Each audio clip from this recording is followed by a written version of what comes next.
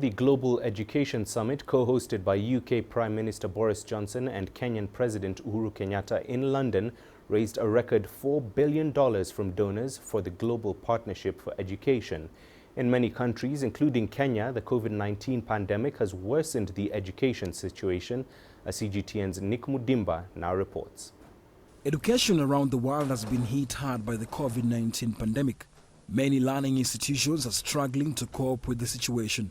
Studies High School is one such example. The attendance here is at 50% and teachers are struggling to recover the lost time. Many students are also yet to report back to school even as the workload keeps piling up.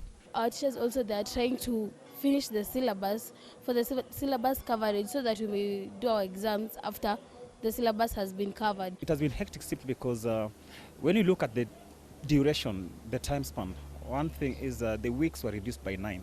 That's one. Two, when the students came back after that break, most of them you realize that they had forgotten everything. So it's like you are to recap everything that had already been done. Even as the classes are going on, the challenges affecting the students include physical ones. The quest to clear syllabus on time has proven to be difficult for most learners because the clogged calendar is compromising the quality of education. Right now, they have to make it quick just to catch up for the lost time. According to UNESCO, before the COVID-19 pandemic, there were an estimated 258 million students out of school. After the pandemic, the global inequality grew and now millions of less privileged learners in developing countries are at risk of not returning to school. It's with this backdrop that world leaders through the Global Education Summit raised $4 billion, putting the program on the path of raising $5 billion over the next 5 years to transform education for millions of the world's most vulnerable children.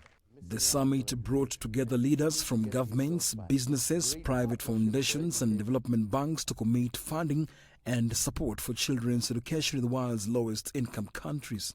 We not only raise our hands in support to education, but we also walk with our heads held high, confident that we will indeed reach our target of raising $5 billion for education by 2025. Thank you for supporting the GPE. Thank you for digging so deep into your pockets. And thank you for investing in education of young people, of children across our planet. It is the single best investment we can make in the future of humanity. Early in May, Kenya's President Uhuru Kenyatta and the UK Prime Minister Boris Johnson conducted a virtual visit of Westlands Primary School in Nairobi, Kenya, and Cliffs Cross Primary School in Ferryhill, England.